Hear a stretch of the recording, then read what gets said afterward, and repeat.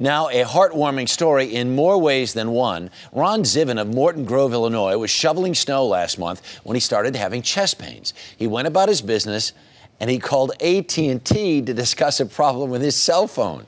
As he was talking to AT&T customer rep Kelly Hart, he passed out and she went into action, dialing 911 in an attempt to save his life.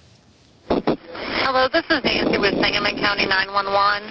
Yeah. I had a person call me. She's an AT&T salesperson, was on the phone with a man. He told her he was having chest pain, and now she can't get him to respond to her.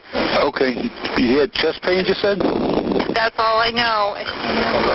What's her name? Kelly Hart. Okay. All right. Okay. We'll be on the way. Well, that phone call ended up saving Ron Zivin's life, and Ron is here with us this morning. Good morning. Good morning, Harry. So you're at your mom's house shoveling snow, one of these big snowstorms in Chicago, and when you started to feel pains in your arm? Right. I was shoveling the snow, and I started feeling my jaw first, my arm and my chest. You knew you were having heart trouble. You're looking at a guy who was volunteering in a hospital emergency room, and I've seen people die of the same thing. But you wouldn't call 911? No, I was in total denial. And so you have other problems. You're having a problem with your cell phone. You call AT&T instead? In the middle of all this, I wanted to do some changes in my contract, so I called, and she was taking the call. And I'm telling her about these chest pains. And she keeps asking me, how are you doing? And I said I'm doing fine, but I wasn't apparently. And so, unbeknownst to you, she's calling 911 as this is going on? No. On the way home, I was still talking to her, and she was finishing up what she was doing. And I pulled into a convenience store parking lot to buy a lottery ticket. Oh, and that's when you pass out. And I passed out. Okay. And she stayed with me the whole time. Well, Kelly Hart is the woman's name. She's here. There you go. I thought you... Oh, my God. Thank you so much. Oh, boy. Oh, boy. Ron didn't know that Kelly was going to be here, so that's why you're seeing this emotional reunion. Wow. How about that? Have a seat. Have a seat. You pass out. Kelly whips into action, makes sure that by the time you get home, the emergency responders are there. They bring you to the hospital. And what did you have, 90% blockage? In excess. In excess of 90%. Right.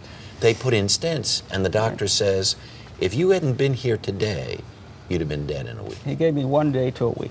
1 day to a week. How did you know to do the right thing under these circumstances? He kept telling me that he was having chest pains, and I knew that he needed care right away. Yeah. And I just wanted him to be okay. In your entire experience, doing anything you've ever done in your life, have you ever had this moment where you really had to respond like this? No. Yeah. Just by being able to see the tears in Ron's eye, I gotta believe you know you did the right thing. Thank you. Yeah. I'm just glad you're okay. I didn't know when I lost contact with you that That's night. right, because after the phone call is done, you don't, how long was it before you found out if Ron was okay or not? Oh, about almost 7 days. Almost 7 days. Yeah. You went home that night thinking what? You don't know if this guy's dead or alive. No, I didn't know. Yeah. I couldn't sleep.